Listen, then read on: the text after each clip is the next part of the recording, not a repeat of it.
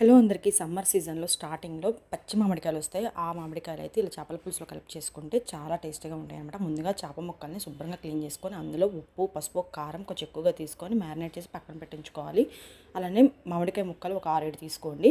5-6 పచ్చిమిరపకాయలు, 2 ఉల్లిపాయలు, ఒక టమాటా గ్రైండ్ చేసిన పేస్ట్ ఇట్లా ఆయిల్లో బాగా ఫ్రై చేసుకోవాలి, ఆయిల్ పైకి వచ్చేంత వరకు. తర్వాత అల్లం వెల్లుల్లి పేస్ట్, ఉప్పు, లైట్గా కొంచెం పసుపు, కారం అనమాట. మనం ఆల్రెడీ మ్యారినేట్ చేసాం కదా పసుపు కారంతో, ఉప్పుతో. సో ఇప్పుడు కొంచెం వేసుకుంటే సరిపోతుంది.